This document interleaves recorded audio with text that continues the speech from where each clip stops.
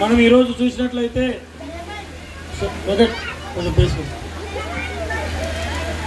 ఒక 10 నిమిషాలు కొంచెం సైలెంట్గా ఉండాలి ఎవరైనా సరే. ఆ బుక్స్ ఇవ్వమ్మా, ఇస్తాను. ఇది ఫస్ట్ పని. వెంకటేశ్వర వచ్చిందా ఈరోజు? వెంకటేశ్వర రాలేదు. ఒక 300 నుంచి 500 మంది రావడం జరుగుతుంది.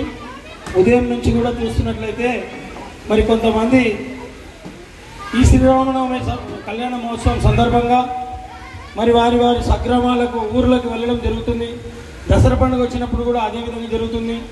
మళ్ళీ ఉగాది నుంచి మొదలు పెట్టుకుంటే శ్రీరామనవమి పండుగతో పాటు మహాశివరాత్రి, అదేవిధంగా విఘ్నేశ్వర యొక్క వినాయక చవితి నవరాత్రులు, దుర్గామాత నవరాత్రులు, మరి ఇక్కడ మనకు కొలిమరలో పోచమ్మ దేవి ఆలయము, అదేవిధంగా క్షేత్రపాలకుడైనటువంటి ఆంజనేయ స్వామి దేవాలయము చూసినట్లయితే మరి మేమందరం అయితే ఇంతమందికి ఇంటింటికి వెళ్ళైతే మేము చెప్పలేదు. కానీ ఒక దృఢ సంకల్పంతో, ఒక గొప్ప సంకల్పంతో మరి మన ఆలయంలో సుమారుగా 2 అర్చకులతో పాటు ఒక ఆమె స్వీపర్గా, మరొక ఆమె మెయింటైన్ చేయడానికి దేవాలయంలో 4 ఉన్నారు. ఇకపోతే ఇంతకుముందు ఇంకో అబ్బాయి కూడా ఉంటున్నాయి. మరి ఆయన మన మధ్యలో లేడు. ఆయన లేని లోటు ఏంటంటే ఈరోజు ఏది చేయాలన్నా కానీ కంప్యూటరైజ్ తోటి చేయాల్సినటువంటి పరిస్థితి ఉండే. మరి శశికాంత్ గౌడ్ మనమ్మడు ఉంటుండే, ఈరోజు లేడు.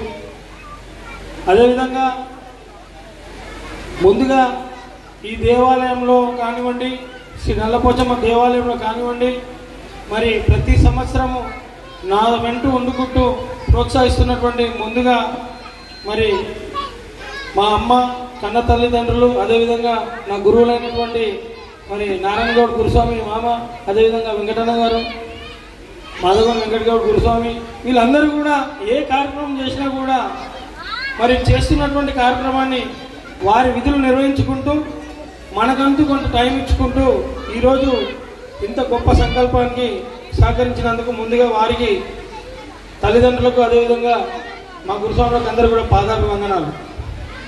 ఈరోజు చూసినట్లయితే గతంలో 2009 నుంచి మనము శ్రీ నల్లపోచమ్మ దేవాలయాన్ని పునర్నిర్మించుకోవడం జరిగింది.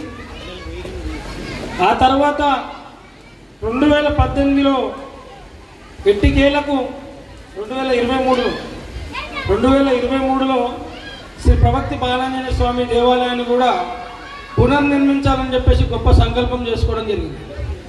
2023 నుంచి 24, 25 వచ్చినప్పటికీ కూడా ఇంకా కొంత మనకు ఆలస్యం జరిగిన మాట నిజమే. ఈ దేవాలయాన్ని పునర్నిర్మించాలంటే సుమారుగా మనకు 50 లక్షల నుంచి 1 కోటి రూపాయల డబ్బు అవసరం.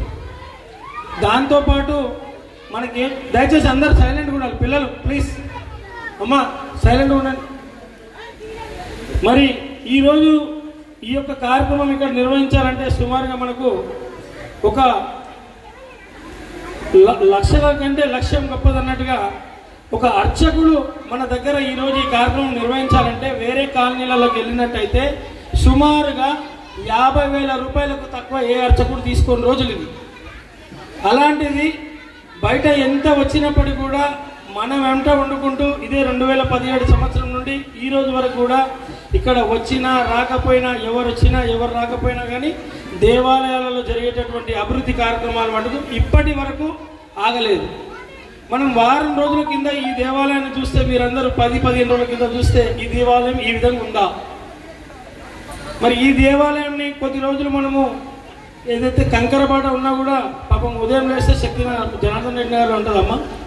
ఆ అమ్మ రోజు వచ్చి కూడా ఆమె వంతు సహకారంగా ఇంత ఊడ్చి చేసి దేవాలయ గర్భగుడి ముందు దీపం ముట్టియడము చేయడము, అలాంటి వాళ్ళు ఎంతోమంది భక్తులు ఇక్కడ ఉన్నారు.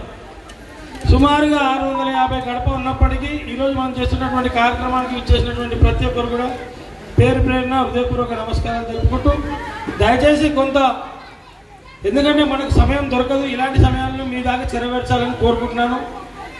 దేవాలయం ఏదైతే పోచమ్మ దేవాలయం పక్కన ఉన్నటువంటి మీరు అమ్మవారి యొక్క నవరాత్రి మండపం చూసినట్లయితే, వినాయక చవితి నవరాత్రి మండపం చూసినట్లయితే సుమారుగా ఆ దేవాలయం స్థలాన్ని కొనాలంటేనే మనకు దాదాపుగా మనకు 20 లక్షల దాకా అయ్యే పరిస్థితి ఉంది. మరి దాంతోపాటు పైన మండపం వేయడము, షటర్లు పెట్టడము ఇవన్నీ జరుగుతున్నాయి. ఇకపోతే దేవాలయం ఎదురుగున్నటువంటి స్థలంలో కూడా మనం ఇప్పటి వరకు ఒక 2 షటర్లు ప్లస్ ఒక పాల కేంద్రం ఉండే. ఆ పాల కేంద్రము 2018లో మనము ఏర్పాటు చేయడం జరిగింది. 2018లో పాల కేంద్రం ఏర్పాటు చేసినాక వచ్చేటటువంటి 5,3,8,000 రూపాయలతోటి కొద్ది రోజుల దాకా నడిపించడం. తర్వాత మళ్ళీ అదే పాల కేంద్రాన్ని మరి బాబు మాకు వెళ్ళట్లేదు, మరి తీసేస్తామని అడిగితే లేదన్నా నేను ఇన్ని రోజులు ఉన్నాను, ఇంక కొన్ని రోజులు ఉండడానికి నాకు అవకాశం ఇవ్వండి అని అంటే, సరే మరి ఏదో ఒక విధంగా మరి ఆ పాల కేంద్రాన్ని పక్కకు జరిపితే మరి కొంత స్థలం మనకు మిగులుతుందని చెప్పినందుకు ఆ పాల కేంద్రాన్ని పక్కకు జరిపినాక సుమారుగా పంతులకు ఒక 8, మెయింటెనెన్స్కి ఒక 4, 6 అంటే సుమారుగా 14,000 రూపాయలు పాల కేంద్రం నుండి మన దేవాలయానికి డబ్బులు రావడం జరుగుతుంది. ఎంతమ్మా? 14,000 రూపాయలు. మరి ఆ పాల కేంద్రమే లేకపోతే మనం ఊకేటామకు కనీసం పైసలు కూడా ఇవ్వలేదు, ఇస్తామా? సో దాని తర్వాత మన పక్కన ఇంకో 2 మడిగలు ఉండే.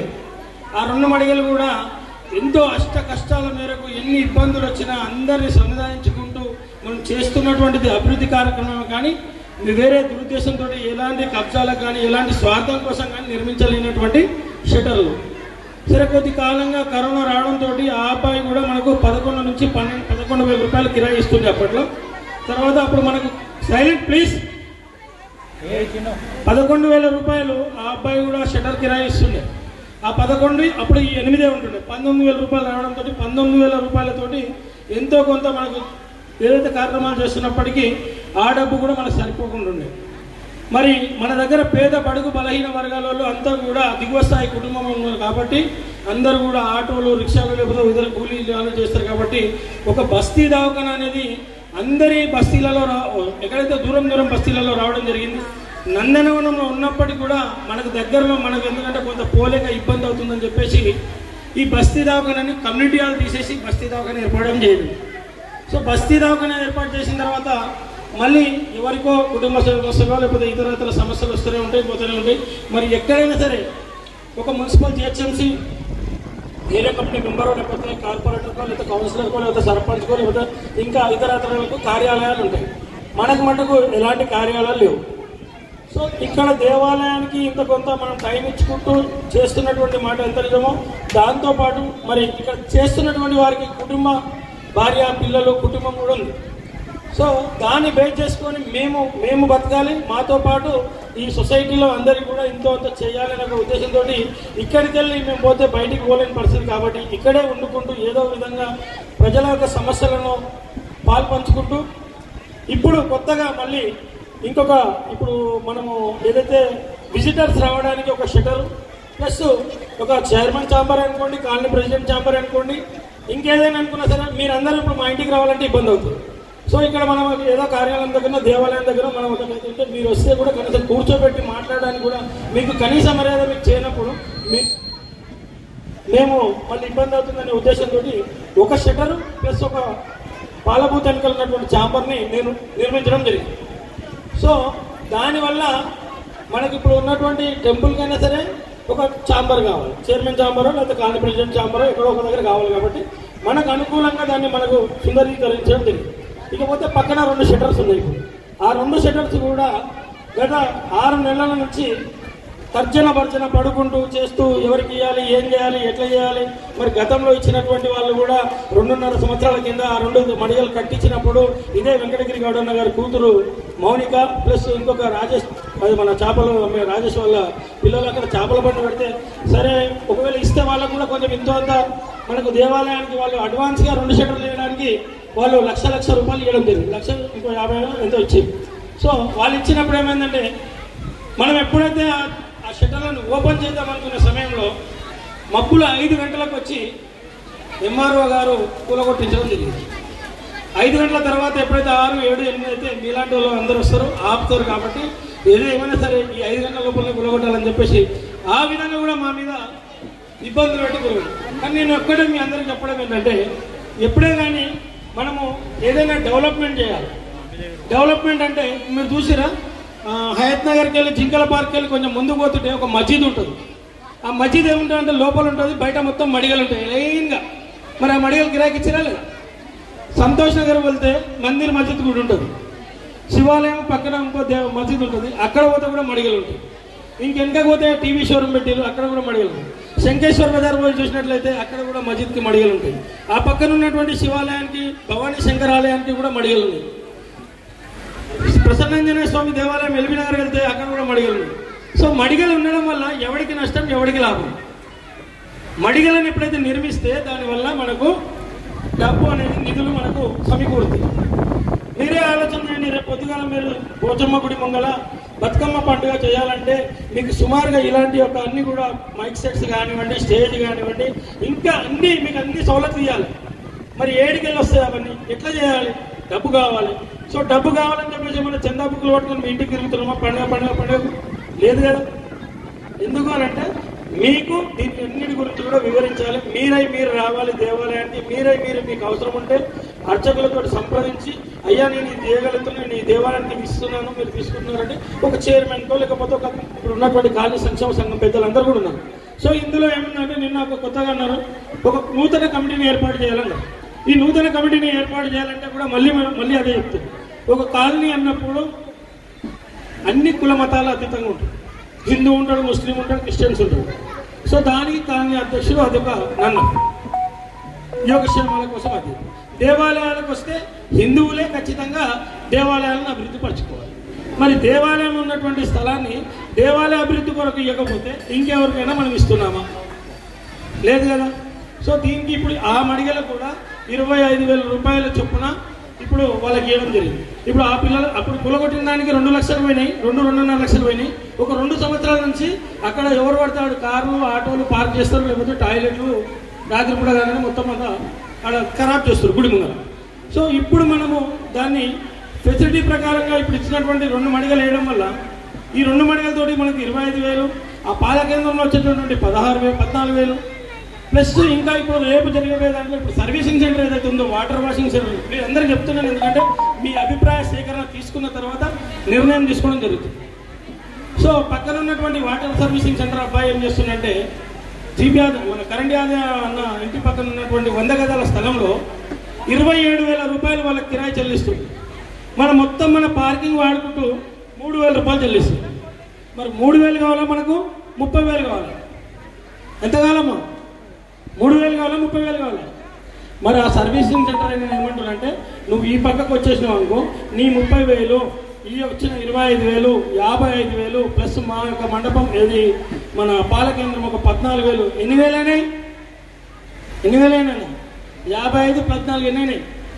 69,000 అయినాయి. 69,000 ఇంటూ 12 నెలలకే ఎన్ని లక్షలు అవుతున్నాయి? సుమారుగా 70,000 పెట్టుకున్నా కూడా 7 లక్షలు ప్లస్ అవి 1,40,000, 8,40,000 రూపాయలు పోచమ్మ దేవాలయం ప్రాంగణం ముందర ఉన్నటువంటి స్థలాన్ని మనము నిరుపయోగంగా ఉంచకుండా ఉపయోగించుకునేలాగా చేస్తే 8 లక్షల రూపాయలు ఒక సంవత్సరానికి మనకు ఏర్పడుతుంది. 8 ఇంటూ 3 సంవత్సరాలు అయినా కూడా 16, 24 లక్షలు కూడుతాయి. 24 లక్షలలో గతంలో జరిగినటువంటి ఎన్నో కష్టసుఖాలతోటి పెట్టినటువంటి డబ్బును కూడా మళ్ళీ తిరిగి ఎవరెవరి దగ్గర అయితే అప్పు తెచ్చిందో, ఎవరెవరికైతే ఇచ్చేడుందో వాళ్ళందరూ కూడా ఇంకా ఇవ్వాల్సింది ఉంది, ఇస్తాం కూడా. సో ఏ కార్యక్రమం చేసినా ఉత్త కాలే. నిన్న సుమారుగా 120 బస్తాలు వేస్తే కానీ సిమెంట్ రాలేదు. ఇప్పటికీ ఇంకా ఆయనకు నేను ₹1 ఇవ్వలేదు. కానీ లేబర్కి అయితే డబ్బులు ఇచ్చినాం. కంకర, ఇసుక, సిమెంట్. కొంతమంది అన్నారు లేలేం మనం గుడి స్టార్ట్ చేస్తే వస్తాం. గుడి స్టార్ట్ చేస్తే పైసలు రావు. గుడి ఎప్పుడు స్టార్ట్ చేయాలంటే ఇంత మనం డబ్బు పెట్టుకొని ఆ తర్వాత గుడి స్టార్ట్ చేద్దాం. సో అప్పటిదాకా అనుకున్నది ఏంటంటే ఇది ఏ విధంగా అయినా సరే జరిగే కార్యక్రమాలు జరగని వినేవాళ్ళు వింటారు. దయచేసి కొంత మెల్లమెల్లారండి అందరూ ప్లీజ్. ఒక 5 మంది ఆడ లైన్ ఎందుకమ్మా, కొంచెం ఓపికతో వినండి అమ్మా. ఇది మన గురించి, అందరి గురించి. కూర్చోద్దమ్మా, కూర్చోండి ప్లీజ్, అర్థం చేసుకో. మళ్ళీ ఈ రోజు పోయిందంటే మళ్ళీ నన్ను ఎవరు కూడా మళ్ళీ ఒక్కసారి కూడా తింటే తిన్నడేమో, ఉంటే ఉండడేమో, పోతే పోయినేమో అని ఎవరన్నా అన్నారనుకో నీ మర్యాద కాదు. సో ఇక్కడ అందరికి అనేక రకాల ఆలోచనలు ఉంటాయి ఆలోచనలు. అందుకే వాళ్ళ ఆలోచన తగ్గట్టు మనం చేస్తున్నటువంటి ఏదైతే ఉందో ఈ విధంగా వస్తుంది. ఇక్కడే కాకుండా కూడా మనకు భగవంతుని యొక్క అనుగ్రహంతో కర్మన్ఘట్ ధ్యానాంజనేయ స్వామి దేవాలయంలో కూడా ఒక సంవత్సరం చేసి వచ్చింది. ఒకవేళ అక్కడ చేయాలా ఇక్కడ చేయాలా ఇంకో దగ్గర చేయాలని ఎంతో తర్జన భర్జన ఉన్నప్పటికీ మనకు ఒక సంవత్సరం కాల పరిమితిలో అనుభవం కొంత వచ్చింది కాబట్టి మీ అందరికీ చెప్పడం జరుగుతుంది. ఇకపోతే మరి మీరు అందరూ ఈ ఆలయ ధర్మకర్త కేవలం నేను ఒక్కనే ఉండాలా, మీరు అందరిలో ఎవరైనా వచ్చి వస్తారా? ఇక్కడ మహిళలు కావచ్చు, పెద్దలు కావచ్చు, అందరు కూడా చెప్తారు. ఈ దేవాలయంలో ఒక నూతన కమిటీని నిర్మించాలనుకుంటున్నాం. ఈ కమిటీలో మీరు అందరు భాగస్వాములు అవుతారా కాదా? మరి ఈరోజు ఈ శ్రీరామనవమి సందర్భం నుండి ఒక 1 month ఉంటుంది టైం, నెల రోజులు. ఈ నెల రోజులలో మరి ఎవరు కరెక్ట్ ఇదే సమయానికి సావిత్రమ్మ లెక్క చిన్నమ్మ లెక్క పోగానే దేవుడు అమ్మవారి గుడి దర్వాజా కొట్టాలి. ఒకే సమయానికి వస్తాను నేను వస్తాను అంటున్నా. నేను అంచుటా తిట్టాడా దేవాలయానికి రావడంలో పూజారి కంటే ముందుంటున్నా. అది అంటే నెల రోజులలో ఒక 10 రోజులు రాకపోవచ్చు, 15 రోజులు రాకపోవచ్చు, ఒక 15 రోజులైనా, ఒక వారంలో 1 రోజున టైం ఇవ్వాలి, ఒక 5 రోజులు టైం ఇవ్వాలి. ఎవరైనా సరే ఆలయ ధర్మకర్త అంటే ఏంది? ధర్మకర్త అంటే అందరూ దాన్ని సురక్షితంగా కాపాడటం కావాలి. సో కుటుంబ సమస్యలు అందరికీ ఉంటాయి, ప్రతి ఒక్కరి కుటుంబ సమస్యలు, నాకు కూడా సమస్యలు. అయినా కానీ కుటుంబ సమస్యను ఒక పక్కకు పెట్టుకొని మనం చేసుకుంటూ దేవాలయానికి మనం అభివృద్ధి కోసం మనం అందరము షేర్ చేసుకోవాలి. ఈ విధంగా మనం ఎప్పుడైతే చేసుకుంటామో అర్చకులు ఇలా వినయ్ శాస్త్రి అన్నాడు, ఏం సార్ ఇంత ఖర్చు పెట్టి పందిరేసిరు అని. ఈ పందిరేస్తేనే 10 మంది వచ్చి కూర్చున్నారు పందులు, లేకపోతే 10 మంది కాదు కదా, 5 మంది కూడా రారు. ఉల్టా మనల్ని అవహేళన చేస్తారు. ఏమయ్యా ఏం చేస్తారు, ఏం కదా, దేవాలయం ముంగల్ని మడిగలేసుకుంటూ అవి చేసుకుంటూ ఇవి చేసుకుంటూ అని రకరకాలుగా మాట్లాడుకునే వాళ్ళు ఉంటారు. కనుక వాళ్ళ యొక్క అన్ని సందేశాలను ఈ రోజుతో ఈ శ్రీరామనవమి సందర్భంగా అందరికీ తెలియపరచాలనే ఉద్దేశంతో తెలియపరుస్తుంది. కాకపోతే 2023లో కందికంటి భరత్ గౌడ్ 11,111 రూపాయలు రాసిండు, కానీ తీసుకోలేదు ఇంకా మనం డబ్బులు. దాసు సంతోష్ నేత మన సంతోష్ అన్న ఈరోజు శ్రీరామన కాలనీ ప్రెసిడెంట్ అయిండు. ఆయన కూడా సమయం దొరకక ఆ కాలనీలో ఉండటం వల్ల ఆయన కూడా మరి మొన్న వాళ్ళ బాబుని పంపించిండు. సంతోష్ నేత వాళ్ళు 1,00,000 రూపాయలు చిన్న అవకాశం 1,00,000 రూపాయలు మన సాలలో సంతోషంగా 1,00,000 రూపాయలు డొనేషన్ చేయడం జరిగింది. ఇక గోపగోని నారాయణ గౌడ్ మన మామ కరెంట్ యాదవ్ జీపీ యాదవ్ మామ 1,00,000 రూపాయలు రాయడం జరిగింది. మరి దీంట్లో మనం కూడా ఇంతో అంతా మనం చెయ్యాలి అనే ఒక ఉద్దేశంతో అమ్మ పేరు కూడా రాపించి నారగొండ పేరు మీద ఒక 5 లక్షలు ఇవ్వాలని చెప్పేసి ఆ రోజు అనుకున్న సంకల్పం అది. ఇక్కడ ఏమైనా సరే చేస్తే జరుగుతుందని చెప్పేసి అంతలోనే దేవాలయము మన నల్లపోచమ్మ దేవాలయం దగ్గర ఆ మండపం కానీ ఆ మండపంకి అయినటువంటి షట్టర్ కానివ్వండి, స్థలం కానివ్వండి, ఈరోజు స్థలం కూడా నేను డబ్బులు పెట్టి కొనుక్కొని మన దేవాలయం పేరు మీద రిజిస్ట్రేషన్ చేయించడం జరిగింది. ఇవన్నీ కూడా ఎమ్మడున్నటువంటి శంకరన్నకు, లేకపోతే మన భీమన్ శంకరన్నకు, మన వెంకటేశ్ అన్నకు, వీళ్ళందరికీ కూడా జీపీ యాదవ్ మామకు, నాతో పాటు ఉన్నటువంటి పెద్దలకు అందరికీ, మన శివకు అందరికీ కూడా తెలుసు. సుమారుగా ఆ ఇల్లు ఆ స్థలం కొంటే తప్ప మనకు ఆ స్థలం రాలేదు. ఇంకా పోతే ఇప్పుడు పంతులకు వచ్చింది పరిశాన్. మనకు పంతులకు ఏమైందంటే చుట్టుపక్కల ఆరంరెడ్డి పోతే, నీర్పేటలో పోతే ఎర్రపోచమ్మ నల్లపోచమ్మ దేవాలయం, శ్రీరమణ కాలనీ పోతే అనంత పద్మనాభ స్వామి దేవాలయం, ఇక పోతే ఇట్లా చుట్టుపక్కల అన్ని దేవాలయాలు చాలా నిర్మిస్తున్నారు. కానీ అర్చకత్వం చాలా తక్కువ ఉంది. అర్చకత్వంలో ఉన్నటువంటి పంతులను మాకు కావాలని చెప్పేసి మన అటు పోతే మన దేవాలయానికి వస్తారు, వచ్చి పంతులు కావాలంటారు. మీ పంతుల్ని అంటారు, మా పంతుల్ని మీకు ఏమో, మా పంతులు రారు. అయితే ఇప్పుడు మనకి పెద్ద సమస్య ఏంటంటే పంతులకు ఒక నివాస గృహాలు కావాలి. లేదంటే శ్రీరమణ కాలనీ పోతే 15,000 కిరాయి, లేదా 10,000 కిరాయి. 10,000 కిరాయి ఏమి ఇస్తాడు, వాళ్ళ కుటుంబ పాలన ఎట్లా చేస్తాడు? మనం ఇచ్చిన పైసలు మనకు సరిపోతాయి? మనం ఏమిస్తున్నాం పైసలు? మనం ఏమిస్తున్నామంటే డిడిఎస్ స్కీమ్ కింద దేవాలయానికి దీపము అంటే పోసిన నూనె కనిపించదు, ఆర్థికపురం బిల్లలు కనిపించదు, పైసలు అయిపోతూనే ఉంటాయి. ఏమైనా పైసలు అంటే రోజు ఎన్ని లీటర్లు వస్తే దేవాలయంలో గుడిలో నూనె పోయాలి? ఇవన్నీ నిజాలా కాదా? మరి ఇది నిజమేనా కాదా? పోస్తురా లేదా అంటే ఎవరు చూడాలి? మరి పాలక మండలిలో సభ్యులు చూడాలి, కాలనీ అసోసియేషన్లో మంచి చెడుకు మనబడి 4 ఉండాలి. ఇక పోతే ఇప్పుడున్న పరిస్థితిలో ఎవ్వరు అంత సహకారం, అంత టైం ఇవ్వట్లేదు. మీరు అనుకున్నంత ఈ రోజు వచ్చి మాట్లాడి మళ్ళీ తర్వాత రేపు పొద్దుగల కనిపించిన వాళ్ళే ఉన్నారు. సో ఆ విధంగా ఇట్లా పోతే మధ్యలో ఇప్పుడు ఇక్కడ దాకా వచ్చింది ఏది నా అమ్మది అయిపోయింది. సన్నాయిల గణేష్ అనేటైనా ఆ రోజు అయ్యప్ప స్వామి పూజ పెడితే అయ్యప్ప స్వామి పూజ పెట్టిన రోజు ఇవన్నీ పైసలు మనకు చందాల రూపంగా వచ్చింది. అదే పూజ పెట్టకపోతే మనకి ఈ పైసలు కూడా రాకపోతుంది. ఆ పూజలో మరి ఆ రోజు ఎన్ని పైసలు అంటే సుమారుగా 2 లక్షలు అయి ఉంటాయి. 2-3 కూడా కావచ్చు. ఎట్లయితే అంటే పువ్వులు పడి పూజ అంటే ఉత్తగా కదా గురుస్వామి, మళ్ళీ నైట్ అల్పాహారాలు, పూలు, పండ్లు, తెచ్చిన సామాన్లకు ఇవన్నిటికి కూడా సోదరులకు పైసలు కావాలి. అట్లా మనం ఖర్చు పెట్టుకుంటూ పోతే ఇంకా రూపాయి ఖర్చు పెడితే చారణ వస్తుంది, మిగతా భారణ అట్లా ఆగిపోతుంది. ఈ ఆగిపోవడం వల్ల మనకి ఇబ్బంది ఉంది. ఇకపోతే మన చిట్టుపోల రామనేత పద్మశాలి 50,000 రాయడం జరిగింది. ముచ్చటి శ్రీధరన్న 21,000 రాసిండు, ఆయన ఇచ్చిండు, బ్యాంకులో డిపాజిట్ చేసిండు. సో కొంత లేట్ ఎందుకైందంటే నేనమ్మా కొంత లేట్ ఎందుకైందంటే ఆ బుక్లు పంతులు ఇక్కడ బుక్లు ఎక్కడ కొంత లేట్ ఎందుకైందంటే మన దేవాలయానికి రిజిస్ట్రేషన్ నెంబర్ లేకుండే. శ్రీ ప్రభక్తి బాలాంజనేయ స్వామి టెంపుల్ అసోసియేషన్ అని చెప్పేసి అదొకటి మనం దాన్ని చేయడానికి కొన్ని మినిట్లు పెట్టి కొంతమంది రావడానికి ప్రయత్నం చేస్తే కొంతమంది ఇట్లే పిలవంగా 10 మంది 15 మంది వస్తే ఆ 10కి వెళ్ళి ఏరియా ఒక 5, 6, 11 మందిని పెట్టి మళ్ళీ ఈ టెంపుల్ని కూడా రిజిస్టర్ చేయడం జరిగింది. ఈ టెంపుల్ రిజిస్టర్